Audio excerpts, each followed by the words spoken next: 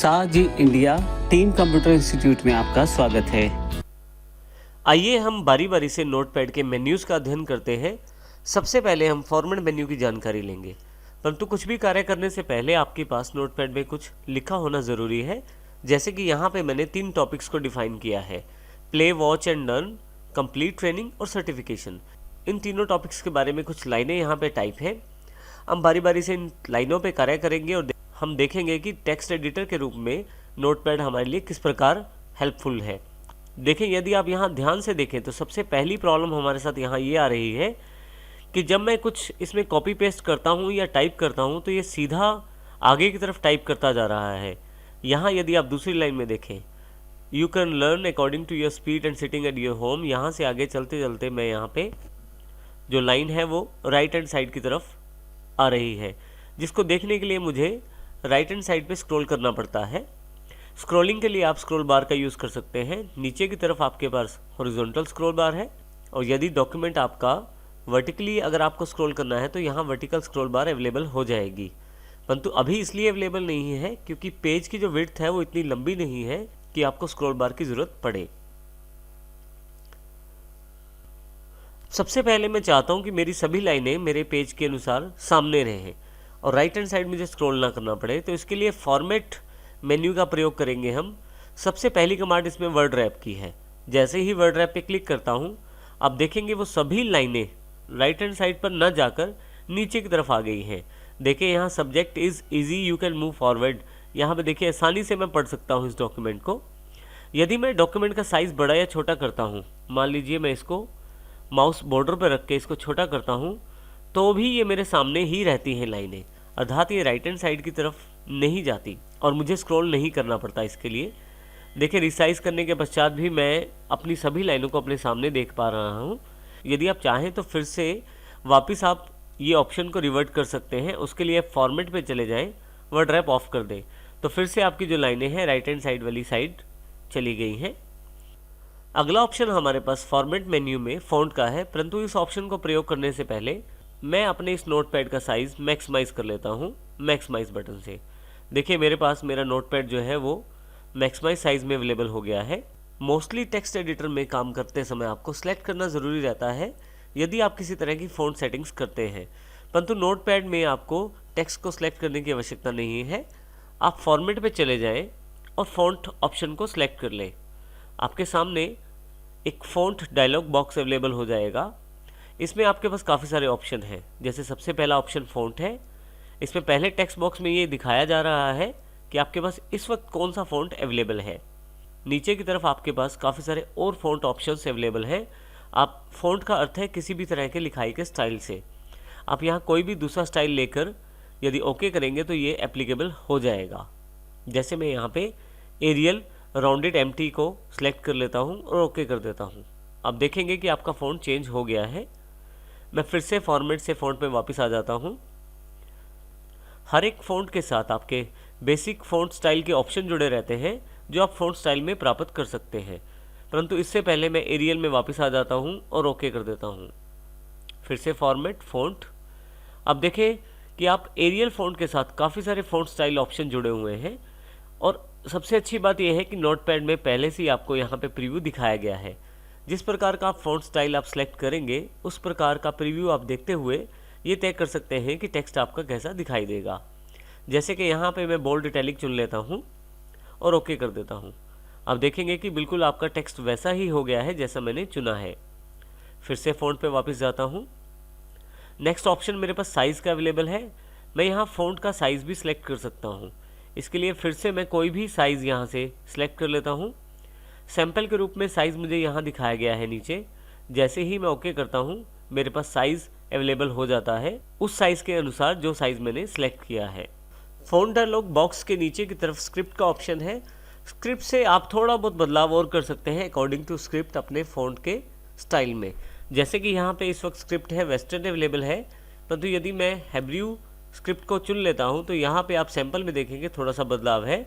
जैसे ही ओके करूँगा मैं, अकॉर्डिंग टू स्क्रिप्ट आपका जो फ़ॉन्ट का स्टाइल है, साइज़ है और डिज़ाइन है वो चेंज हो जाएगा। इस प्रकार से फिर से फॉर्मेट पे मैं फ़ॉन्ट पे वापस आ जाता हूँ। यहाँ से मैं फिर से वेस्टर्न स्क्रिप्ट चुन लेता हूँ और ओके कर देता हूँ। फिर से मैं पुरानी सेटिंग में वापस आ गया हूँ। यदि आप चाहें तो इन फ़ॉन्ट्स में और फ़ॉन्ट्स को भी शामिल कर सकते हैं। उसके लिए आप शो मोर फ़ॉन्ट्स पे क्लिक करें, आपके पास फ़ॉन्ट्स डायलॉग बॉक्स अवेलेबल हो जाएगा विंडोज़ का। यहाँ पे आप नेट से फ़ॉन्ट्स डाउनलोड करके इंस्टॉल कर सकते हैं और उन फ़ॉन्ट्स को आप अपने नोटपैड में शामिल कर सकते हैं। मैं यहाँ से इस बॉक्स को क्लोज कर देता हूँ।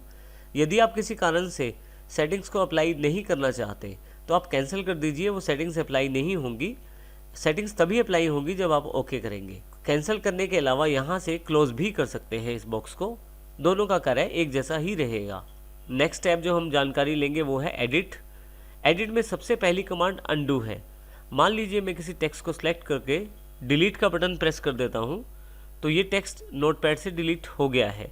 यदि आप इस कमांड को रिवर्स करना चाहते हैं, अनडू करना चाहते हैं, तो एडिट पे अनडू कमांड का प्रयोग करें। यदि आप यहाँ ध्यान दें तो हर एक कमांड के आगे एक शॉर्टकट दिया गया है, जैसे कि Ctrl+Z। अनडू कमांड पे क्लिक करने पे आप देखें यहाँ से जो आपने टेक्स्ट डिलीट किया था वो वापस आ गया है। और फिर से यदि Ctrl+Z करता हूँ तो फिर से ये देखिए एक स्टेप फिर से बैक हो गया है। तो आप Ctrl+Z का प्रयोग फॉरवर्ड और रिवर्स दोनों कमांड्स के लिए यहाँ करेंगे। इसके अतिरिक्त आप यदि ध्यान दें तो बजाय मैं एडिट पे जाकर अनडू क्लिक करने के कीबोर्ड से Ctrl+Z की का प्रयोग भी कर सकता हूँ। इसी तरह से आप अपने टेक्स्ट को कट कॉपी पेस्ट भी कर सकते हैं। कट का अर्थ है मूव करने से। मैं यहाँ कट कर देता हूँ टेक्स्ट को और माउस का कर्सर जो है नीचे ले आता हूँ। देखिए मैं यहाँ क्लिक करने की कोशिश कर रहा हूँ और वो नीचे नहीं आ रहा कर्सर। तो इसके लिए सबसे पहले मैं लास्ट लाइन पे क्लिक करूँगा, एंड का बटन दबाऊंगा कीबोर्ड पे और एंटर प्रेस कर दूंगा। तो यहाँ पे अब मेरा कर्सर नीचे आ गया है। मैंने जो टेक्स्ट कट किया हुआ है उसे यहाँ लाने के लिए मुझे पेस्ट करना पड़ेगा। जैसे ही आप पेस्ट करेंगे वो वाला टेक्स्ट बीच में से उठ के नीचे आ गया है। इसका अर्थ ये हुआ कि कट का प्रयोग हम मूव करने के लिए करते हैं। कट का प्रयोग करने के बाद आप पेस्ट का प्रयोग करें ताकि आपने जो टेक्स्ट कट किया है उसको आप प्लेस कर सकें। इसी तरह से मैं कॉपी कर सकता हूँ किसी टेक्स्ट को। जैसे मैं इस लाइन को सिलेक्ट कर लेता हूँ, एडिट पर जाकर कॉपी कर देता हूँ तो मेरे पास ये टेक्स्ट कॉपी हो गया है। परंतु टेक्स्ट को मुझे दूसरी जगह रखने के लिए पेस्ट करना ज़रूरी है। जैसे मैं यहाँ पे क्लिक कर देता हूँ, एडिट पे पेस्ट कमांड का प्रयोग करता हूँ तो आप देखेंगे कि वही लाइन यहाँ पे दोबारा पेस्ट हो गई है। पेस्ट का प्रयोग मैं एक से अधिक बार कर सकता हूँ। जैसे कि यहाँ पे मैं फिर से पेस्ट कर देता हूँ एक बार फिर से। तो इस प्रकार आप पेस्ट का प्रयोग जितनी बार चाहे उतनी बार कर सकते हैं। आपके पास जो टेक्स्ट क्लिपबोर्ड पर है, माइक्रोसॉफ्ट की तरफ से एक क्लिपबोर्ड एरिया रहता है सभी सॉफ्टवेयर्स के लिए कॉमन। वहाँ पे जो टेक्स्ट रहता है वो आप कभी भी दोबारा पेस्ट कर सकते हैं जब तक आपके क्लिपबोर्ड पे वो टेक्स्ट है। जैसे कि हमारे पास प्ले, वॉच एंड लर्न जो टेक्स्ट है वो हमारे पास इस वक्त क्लिपबोर्ड पे है, तो उसको आसानी से मैं कभी भी पेस्ट दोबारा कर सकता हूँ। यदि आप अपनी फाइल में से किसी टेक्स्ट को डिलीट करना चाहते हैं तो वो भी आसानी से कर सकते हैं। जैसे कि यहाँ पे मैं इन 4 लाइनों को सिलेक्ट कर लेता हूँ। एडिट पे मेरे पास डिलीट कमांड है। यदि मैं इसे क्लिक कर दूँ डिलीट को तो मेरे पास ये टेक्स्ट यहाँ से हट जाएगा, अर्थात मेरे फाइल में से डिलीट हो जाएगा। मैं इसे वापस ला सकता हूँ फिर से अनडू के द्वारा। शॉर्टकट के रूप में Ctrl+Z का प्रयोग भी कर सकता हूँ मैं। इसी तरह से आपके पास फाइंड कमांड का ऑप्शन है। आप चाहें तो किसी वर्ड को आसानी से आप ढूंढ सकते हैं नोटपैड में। छोटी फाइल होने पर तो सामने दिखाई दे रहे हैं वर्ड, परंतु यदि आपकी फाइल बहुत बड़ी हो, काफ़ी सारे पेजेस की हो, किसी खास वर्ड को ढूंढना मुश्किल हो जाता है। ऐसे केस में आप एडिट में फाइंड का प्रयोग करें। जिस टेक्स्ट को आप ढूंढना चाहते हैं वो यहाँ टाइप कर दें। जैसे यहाँ मैं प्ले को ढूंढना चाहता हूँ। आप यहाँ ध्यान दें कि मैंने सबसे पहले कर्सर को ऊपर क्लिक कर दिया है, सबसे ऊपर, और यहाँ पे डायरेक्शन में डाउन सिलेक्टेड है, अर्थात ऊपर से नीचे की तरफ अब टेक्स्ट को सर्च किया जाएगा। अर्थात ऊपर से नीचे की तरफ जो मैंने फाइंड वर्ड में लिखा है प्ले, उसे ढूंढा जाएगा। इससे मैंने फाइंड वर्ड टेक्स्ट बॉक्स में जो मैंने प्ले लिखा है उसको ऊपर से नीचे की तरफ ढूंढा जाएगा। यदि मैं अप की तरफ ढूंढना चाहता हूँ तो मैं नीचे क्लिक कर दूंगा ताकि नीचे से ऊपर की तरफ ढूंढा जाए।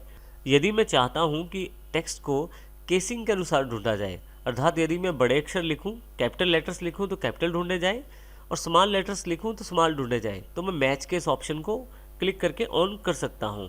परंतु अभी मैं इसे अनचेक कर देता हूँ। मैंने प्ले लिख लिया है फाइंड वर्ड बॉक्स में, डायरेक्शन डाउन साइड पे है और मैंने ऊपर की तरफ क्लिक भी कर दिया है। अब मैं फाइंड नेक्स्ट पे क्लिक करता हूँ। आप देखेंगे कि प्ले वर्ड जहाँ जहाँ अवेलेबल है वहाँ वहाँ सेलेक्ट किया जा रहा है, परंतु यहीं पे अगर मैं उससे आगे प्ले सर्च करने की कोशिश करता हूँ तो मेरे पास नोटपैड की तरफ से एक मैसेज अवेलेबल है, कैन नॉट फाइंड प्ले, अर्थात इससे आगे उसे प्ले अवेलेबल नहीं, अर्थात इससे आगे उसे प्ले वर्ड कहीं नहीं मिल रहा। मैं ओके कर देता हूँ। अब की बार मैं लास्ट में क्लिक कर देता हूँ, डायरेक्शन अप कर देता हूँ और फिर से फाइंड नेक्स्ट। आप देखेंगे कि अब की बार रिवर्स डायरेक्शन में प्ले वर्ड को ढूंढा जा रहा है। इसी तरह से यदि मान लीजिए मुझे प्ले वर्ड छोटे अक्षरों में ढूंढना है, यहाँ मैं फाइंड वर्ड में प्ले टाइप कर लेता हूँ और माउस का कर्सर ऊपर क्लिक कर देता हूँ शुरुआत में और डायरेक्शन डाउन। अब मैं फाइंड नेक्स्ट करता हूँ, प्ले, यहाँ भी प्ले को, अब देखेंगे कि छोटे अक्षर वाला प्ले 3rd नंबर पे आया है। फिर से प्ले जो एक इस तरफ भी है और फिर से प्ले। मैंने अपने फाइल में थोड़ी सी चेंजेस की हैं और प्ले को 2 बार और शामिल किया है छोटे अक्षरों में। परंतु अब यहाँ मेन बात यह है कि मैं प्ले छोटा ढूंढना चाहता हूँ, परंतु ये बड़े प्ले वाले अक्षरों को भी ढूंढ रहा है। यहाँ देखें आप, तो ऐसे केस में यदि आप सिर्फ छोटे अक्षरों वाला प्ले ही ढूंढना चाहते हैं तो आप मैच केस ऑप्शन को क्लिक करके ऑन कर सकते हैं। इसके लिए मैं फिर से देखिए शुरू में क्लिक करता हूँ, छोटे अक्षरों में प्ले लिखा हुआ है, मैच केस ऑप्शन ऑन है और मैं नीचे की तरफ ढूंढना चाहता हूँ। क्योंकि मेरे पास छोटे अक्षरों में 2 बार प्ले लिखा हुआ है तो मैं अब उसे ढूंढ कर देखना चाहता हूँ। फाइंड नेक्स्ट, देखिए अब बड़े अक्षरों वाले प्ले को सिलेक्ट नहीं किया गया है। फिर से फाइंड नेक्स्ट और अगली बार फाइंड नेक्स्ट दबाने पे कैन नॉट फाइंड प्ले। तो इस प्रकार से आप आसानी से बड़े और छोटे अक्षरों में भेद करते हुए भी ढूंढ सकते हैं अपने टेक्स्ट को मैच केस के द्वारा। मैं यहाँ इसे कैंसिल कर देता हूँ।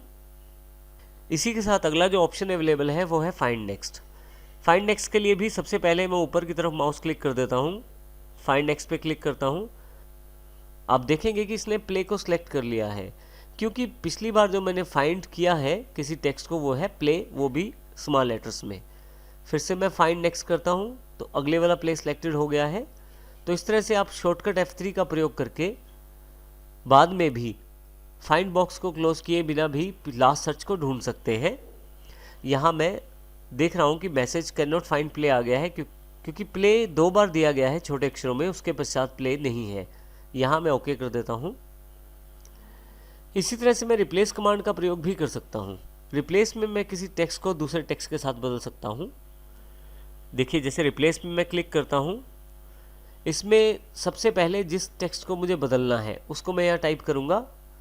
मान लीजिए यहाँ पे मैं प्ले को बदलना चाहता हूँ वर्क में, तो इसके लिए फाइंड वर्ड में मैं प्ले लिख दूंगा जिसको मुझे बदलना है। रिप्लेस विद में मैं वर्क लिख दूंगा। तो अब मैं प्ले वर्ड को जहाँ जहाँ भी प्ले वर्ड है उसको वर्क वर्ड के साथ बदलना चाहता हूँ।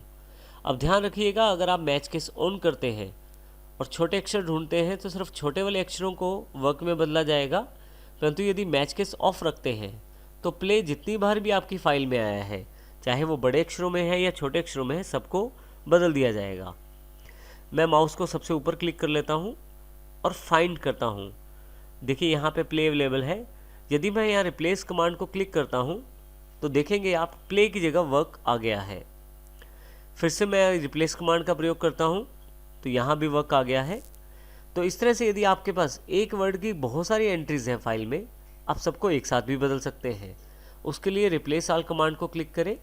जहाँ जहाँ भी मेरी फाइल में प्ले वर्ड अवेलेबल था वहाँ वहाँ पे अब वर्क वर्ड अवेलेबल हो गया है।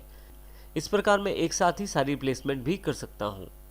यहाँ से मैं इसे कैंसिल कर देता हूँ।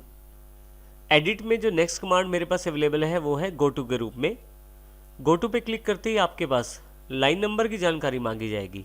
आप अपने नोटपैड में किसी भी लाइन पे जा सकते हैं डायरेक्टली गो टू के द्वारा। यहाँ मैं लाइन नंबर 5 प्रेस कर देता हूँ और गो टू कर देता हूँ। तो देखिए मेरा कर्सर जो 5वीं लाइन के आगे आ गया है। क्योंकि नोटपैड में लाइन नंबर नहीं दिया गया है तो आप किसी भी लाइन पे डायरेक्टली गो टू के साथ जा सकते हैं। फिर से मैं गो टू पे सिलेक्ट करता हूँ और 9 नंबर लाइन को प्रेस कर देता हूँ। तो देखिए 9 नंबर लाइन पे मेरा कर्सर अवेलेबल हो गया है। नेक्स्ट ऑप्शन हमारे पास सेलेक्ट ऑल का है। एडिट में जाकर मेरे पास सारा टेक्स्ट जो भी नोटपैड में लिखा हुआ है सिलेक्ट हो जाएगा। परंतु यदि यहाँ मैं बाहर कहीं क्लिक कर देता हूँ टेक्स्ट से तो फिर से टेक्स्ट जो है वो डीसेलेक्ट हो जाएगा।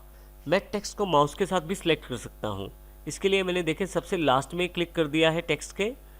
टेक्स्ट को सिलेक्ट करने के लिए मैंने माउस का लेफ़्ट क्लिक प्रेस कर लिया है और माउस को ऊपर की तरफ ड्रैग कर रहा हूँ और लास्ट में आकर मैं इसे छोड़ देता हूँ लेफ़्ट क्लिक को। तो आप देखेंगे कि मेरा सारा जो टेक्स्ट है वो सिलेक्ट हो गया है। अब दोनों तरह से आप टेक्स्ट को सिलेक्ट कर सकते हैं। इसी के साथ यदि आप अपने डॉक्यूमेंट में टाइम और डेट को डालना चाहते हैं तो वो भी डाल सकते हैं। जैसे मान लीजिए यहाँ पे मैं नीचे की तरफ टाइम और डेट डालना चाहता हूँ। मैं पहले कर्सर को वहाँ ले आता हूँ, एडिट, टाइम डेट। आप देखेंगे कि टाइम और डेट दोनों अवेलेबल हो गई है नोटपैड में। टाइम डेट डालने के लिए आप F5 शॉर्टकट का प्रयोग भी कर सकते हैं। आप कीबोर्ड पे बनी हुई फंक्शन कीज़ में से F5 को प्रेस करें, आपके पास डायरेक्ट ही टाइम डेट अवेलेबल हो जाएगा। इस प्रकार से हम एडिट मेन्यू का प्रयोग कर सकते हैं नोटपैड के अंतर्गत। नेक्स्ट इंपॉर्टेंट मेन्यू जो हमारे पास अवेलेबल है वो है फाइल मेन्यू के रूप में। यदि आप फाइल पे क्लिक करें तो आपके पास काफ़ी सारे ऑप्शन अवेलेबल हो जाएंगे, जैसे कि न्यू। यदि आप नई फाइल खोलना चाहते हैं तो न्यू पे क्लिक कर सकते हैं। ओपन, किसी पुरानी सेव्ड फाइल को खोलना है तो ओपन। सेव, यदि आपके पास जो फाइल जिस पे आप कार्य कर रहे हैं उसको आप संभाल के रखना चाहते हैं अपने कंप्यूटर में तो सेव कमांड का प्रयोग कर सकते हैं। सेव एज, जो फाइल आपने सेव कर दी है उसका एक डुप्लीकेट कॉपी भी बना के रख सकते हैं सेव एज के द्वारा। इसी तरह से पेज सेटअप और प्रिंट के द्वारा प्रिंटिंग की सेटिंग कर सकते हैं। सबसे पहले हम देखते हैं कि हमारी फाइल का इस वक्त स्टेटस क्या है। इस वक्त हमारी फाइल जो है वो सेव नहीं है। उसकी जानकारी मुझे यहाँ ऊपर टाइटल बार से मिलती है, क्योंकि यहाँ पे अनटाइटल्ड लिखा हुआ है, अर्थात मैंने अपनी फ़ाइल का कोई भी नाम या टाइटल नहीं रखा। तो सबसे पहले मैं इस फाइल को सेव करता हूँ। उसके लिए मुझे फाइल पे जाना है और सेव बटन पे क्लिक करना है। जैसे ही आप सेव पे क्लिक करते हैं आपके पास एक save as dialog box available हो जाएगा। आइए इस डायलॉग बॉक्स में देखते हैं कि फाइल को किस प्रकार हम सेव कर सकते हैं। सबसे ऊपर देखें तो आपके पास ये जानकारी दी जा रही है कि अभी आप कहाँ पे हैं। यदि आप माउस को लास्ट में क्लिक करें, सी में, आप अपनी सी ड्राइव यूज़र्स में बेस्टो यूज़र के अंतर्गत डॉक्यूमेंट्स के अंतर्गत हैं। मैं यहाँ लेफ़्ट सेक्शन का प्रयोग करते हुए कहीं पे भी अपना फ़ाइल को सेव कर सकता हूँ। लेफ़्ट साइड पे वो सभी लोकेशंस हैं जहाँ पे मैं अपनी फ़ाइल सेव कर सकता हूँ। जैसे मैं अपनी फ़ाइल को डॉक्यूमेंट्स में सेव करना चाहता हूँ तो यहाँ पे मैं डॉक्यूमेंट सेलेक्ट कर लेता हूँ। यहाँ पे मेरे पास राइट हैंड साइड पे डॉक्यूमेंट फोल्डर के अंतर्गत जो भी फाइल्स या फोल्डर पहले से अवेलेबल है उनकी जानकारी है। अब मैं नीचे फाइल नेम पे अपनी इस फाइल का एक नाम रखना चाहता हूँ। माई टेक्स्ट के नाम से मैंने फाइल का नाम रखा है। अब सेव एज टाइप में यदि ध्यान दें तो आपके पास टेक्स्ट ऑप्शन अवेलेबल है, अर्थात आपकी जो फाइल सेव होगी वो start.txt एक्सटेंशन से होगी, अर्थात ये नोटपैड की फाइल होगी। ये जानकारी इस एक्सटेंशन से मिलती है। यहाँ मैं इसे सेव कर देता हूँ। आप देखेंगे कि जहाँ अनटाइटल लिखा हुआ था वहाँ माई टेक्स्ट लिखा आ गया है। मैं इस फाइल को क्लोज कर देता हूँ। यहाँ से दोबारा इस फाइल को ओपन करने के लिए मैं नोटपैड पे क्लिक करता हूँ, फाइल पे, ओपन। जब आप ओपन पे क्लिक करते हैं तो आपके पास बिल्कुल वैसा ही एक ओपन डायलॉग बॉक्स खुल जाता है जैसा सेव वाला खुला था, परंतु इसमें फ़र्क ये है कि पहले हम फाइल को सेव कर रहे थे, अब की बार फाइल को खोल रहे हैं। बाकी लगभग ऑप्शन सेम ही है। जैसे ऊपर की तरफ मैं कहाँ पे हूँ ये जानकारी, मैं डॉक्यूमेंट्स सेक्शन में हूँ। लेफ़्ट साइड से मैं उस जगह या उस लोकेशन का चुनाव कर सकता हूँ जहाँ पे मेरे पास फाइल पड़ी है, जैसे डॉक्यूमेंट्स। राइट हैंड साइड पे मेरे पास फाइल का नाम आ गया है, मैं माई टेक्स्ट फाइल को चुन लेता हूँ। अब देखेंगे कि फाइल नेम स्वयं ही यहाँ सेलेक्ट हो गया है जब मैंने ऊपर क्लिक किया है फाइल को। जैसे ही ओपन पे क्लिक करता हूँ मेरे पास मेरी फाइल फिर से खुल जाती है। इस प्रकार ओपन के द्वारा मैं फाइल को खोल सकता हूँ। हम फिर से फाइल मेन्यू पर चलते हैं। मैं चाहता हूँ कि इसकी एक डुप्लीकेट कॉपी बना के रख दी जाए, तो उसके लिए मैं सेव एज पे जाता हूँ। सेव एज बॉक्स बिल्कुल वही सेव वाला बॉक्स है, फ़र्क सिर्फ इतना है कि अब की बार आपकी पहली फाइल भी बनी रहेगी और एक नई फाइल और ऐड हो जाएगी यहाँ पे नए नाम से। एक तरह से उसका एक कॉपी ऐड हो जाएगा। तो माई टेक्स्ट मेरी पहली फाइल का नाम था और माई टेक्स्ट 1 मेरी दूसरी फाइल का नाम है। मैं यहाँ इसे सेव कर देता हूँ। अब ऊपर की तरफ देखें, जहाँ पे टाइटल बार है वहाँ पे आपके पास माई टेक्स्ट 1 लिखा आ गया है, जो मेरी नई फाइल का नाम है। यदि ओपन करना चाहूँ तो मैं इन दोनों में से किसी भी फाइल को ओपन कर सकता हूँ। इस प्रकार मैं अपनी फाइल को सेव एज कर सकता हूँ। अब यदि आप चाहते हैं बिल्कुल नई और फ्रेश फाइल बनाना, तो आप फाइल पे न्यू पे क्लिक कर दीजिए, आपके पास एक ब्लैंक फाइल अवेलेबल हो जाएगी। अब मैं यहाँ इसमें कुछ भी टाइप कर सकता हूँ, परंतु मैं फिर से एक पहले वाली फाइल खोल लेता हूँ। नीचे की तरफ पेज सेटअप और प्रिंट के नाम से दो कमांड्स अवेलेबल हैं। पेज सेटअप से मैं अपने पेज की सेटिंग कर सकता हूँ प्रिंटिंग के लिए। मैं पेज सेटअप को क्लिक कर देता हूँ। साइज से मैं पेपर का चुनाव कर सकता हूँ, जैसे मैं यहाँ डिफ़ॉल्ट A4 ले लेता हूँ। A4 पेज आपका फोटोस्टेट का बेसिक पेज होता है जो हम फोटोस्टेट में यूज़ करते हैं। आप और पेज साइज़ का चुनाव भी यहाँ से कर सकते हैं। इसके अतिरिक्त ओरिएंटेशन आप बता सकते हैं। पोर्ट्रेट बताएंगे तो लंबाई में प्रिंटिंग आएगी, और लैंडस्केप बताएंगे तो चौड़ाई में प्रिंटिंग। कुछ प्रीव्यू में दिखाया जा रहा है कुछ इस तरह से, पोर्ट्रेट, लैंडस्केप। इसी तरह से आप मार्जिन डिसाइड कर सकते हैं। यदि आप यहाँ मार्जिन बढ़ाते हैं तो यहाँ पे लेफ्ट सेक्शन पे मार्जिन ज़्यादा दिखाई देगा। जैसे कि यहाँ पे मार्जिन में 2 कर देता हूँ तो आप देखेंगे कि लेफ़्ट साइड का मार्जिन बढ़ गया है। इस तरह से बाकी साइड्स के मार्जिन भी आप कंट्रोल कर सकते हैं यहाँ से। इसके अतिरिक्त हमारे पास नीचे 2 टेक्स्ट बॉक्स और हैं, हेडर और फुटर। यदि आपकी फाइल में बहुत सारे पेजेस हैं और कोई टेक्स्ट आप हर पेज के ऊपर डालना चाहते हैं, तो उसको बार बार लिखने के बजाय आप पेज के हेडर में इंक्लूड कर सकते हैं। यहाँ हेडर टेक्स्ट बॉक्स में जो भी आप लिखेंगे, जब भी प्रिंटिंग निकलेगी हर पेज के ऊपर वो टेक्स्ट रिपीट होगा। जैसे यहाँ पे मैं हेडर के लिए लाइन लिख देता हूँ,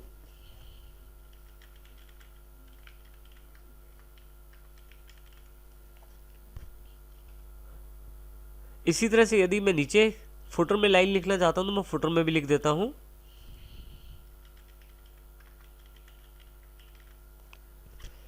अब जितने भी पेजेस हम प्रिंटिंग में निकालेंगे, यदि वो संख्या में बहुत ज़्यादा होते हैं, एक से ज़्यादा होते हैं, तो हर पेज के ऊपर हेडर वाला टेक्स्ट आएगा और हर पेज के नीचे वाली साइड पे फुटर वाला टेक्स्ट आएगा। जैसे ही मैं ओके करता हूँ ये सेटिंग्स एप्लीकेबल हो जाएंगी। फाइल में नेक्स्ट ऑप्शन हमारे पास जो अवेलेबल है वो है प्रिंटिंग के लिए। फाइल में चले जाएं और प्रिंट को क्लिक कर दें। आप शॉर्टकट Ctrl+P भी प्रयोग कर सकते हैं। यहाँ पे आप देखें आपके पास काफ़ी सारी जानकारी अवेलेबल है प्रिंटिंग सेक्शन के बारे में, जैसे जर्नल में सेलेक्ट प्रिंटर। अब यहाँ पे मेरे पास कंप्यूटर में कोई भी प्रिंटर इंस्टॉल नहीं है, परंतु यदि आपके कंप्यूटर में प्रिंटर इंस्टॉल हो तो उसका नाम यहाँ पे आ जाएगा। आप उस नाम को सिलेक्ट करें। उसके पश्चात आप यहाँ पे प्रेफरेंसेस सिलेक्ट कर सकते हैं अपने प्रिंटर के लिए, लैंडस्केप या पोर्ट्रेट। जिस तरह से आप प्रिंटिंग चाहते हैं उस तरह की प्रिंटिंग लेआउट में आ जाएगी। यहाँ मैं कैंसिल कर देता हूँ अभी इसे। इसके अलावा यहाँ पे पेज रेंज, यदि ऑल करेंगे तो सभी पेजेस प्रिंट हो जाएंगे, और किसी एक खास पेज को प्रिंट करना हो तो पेजेस सेलेक्ट करके उस पेज का नंबर डाल दीजिए। नंबर ऑफ़ कॉपीज़ आप यहाँ से डिसाइड कर सकते हैं। आप जितनी कॉपीज़ यहाँ फीड करेंगे उतनी कॉपीज़ प्रिंटिंग में निकाली जाएंगी। मान लीजिए यहाँ मैं 5 टाइप करूँ तो 5 कॉपीज़ मेरे एक ही पेज की निकाली जाएंगी। फाइनली मुझे अप्लाई करना है इन सेटिंग्स को लागू करने के लिए, और यदि प्रिंट करना चाहता हूँ तो मैं प्रिंट पे क्लिक करूँगा। प्रिंट करते ही मेरे पास, यदि मेरे पास प्रिंटर कनेक्टेड है तो प्रिंटिंग अवेलेबल हो जाएगी। यहाँ अभी मैं इसे कैंसिल कर देता हूँ। इसके अतिरिक्त नीचे एक ऑप्शन है एग्जिट। यदि मैं एग्जिट को प्रेस कर दूँ तो मैं अपनी नोटपैड से बाहर आ जाता हूँ और नोटपैड मेरे पास क्लोज हो जाता है। मैं फिर से इसे ओपन कर लेता हूँ नोटपैड को, पुरानी फाइल को। मैक्सिमाइज करने के लिए नोटपैड को यदि आप टाइटल बार पे डबल क्लिक करें तो भी ये मैक्सिमाइज जल्दी से हो जाएगा। यहाँ पे हमारे पास 2 मेन्यूज़ और हैं, व्यू और हेल्प। व्यू को यदि मैं क्लिक करूँ तो देखिए केवल एक ही ऑप्शन है, स्टेटस बार। नीचे हमारे पास यहाँ स्टेटस बार अवेलेबल है। पहले हम देखते हैं कि स्टेटस बार हमें किस प्रकार जानकारी देता है। देखिए यहाँ मैं माउस क्लिक कर देता हूँ कहीं भी, तो मुझे ये जानकारी स्टेटस बार पे दी गई है कि लाइन 10 और कॉलम 19 पे हूँ मैं। यहाँ लाइन 10 और कॉलम 19 अर्थात लाइन 10 नंबर है और कॉलम मेरा 19 नंबर है, जहाँ पे इस वक्त मेरा माउस का कर्सर है। कहीं भी क्लिक करके मैं देखिए अलग अलग लोकेशन की लाइन नंबर और कॉलम नंबर की जानकारी ले सकता हूँ। इसके अतिरिक्त मुझे अगर स्टेटस बार को बंद करना है, स्टेटस बार मुझे नहीं चाहिए यहाँ से, तो व्यू पे जाके स्टेटस बार ऑफ कर दूंगा। स्टेटस बार यहाँ से चली जाएगी। फिर से लाना है तो व्यू पे स्टेटस बार पे क्लिक कर दीजिए। इसके अतिरिक्त हमारे पास लास्ट मेन्यू हेल्प के रूप में है। आप यदि हेल्प चाहते हैं नोटपैड की तो व्यू हेल्प पे क्लिक करें। माइक्रोसॉफ्ट द्वारा आपको ऑनलाइन हेल्प प्रदान की जाएगी। आप यहाँ से हेल्प का प्रयोग कर सकते हैं। क्योंकि नेट मेरे पास कनेक्टेड नहीं है, परंतु यदि आप पे नेट कनेक्टेड होगा तो आपको सारी जानकारी यहाँ व्यू हेल्प में दे दी जाएगी। अबाउट नोटपैड पे यदि आप क्लिक करें तो आपको माइक्रोसॉफ्ट की इस नोटपैड ऐप की अधिक जानकारी दी जाएगी कि ये किसके नाम से रजिस्टर्ड है और किस लाइसेंस के अंतर्गत ये आपके पास अवेलेबल है।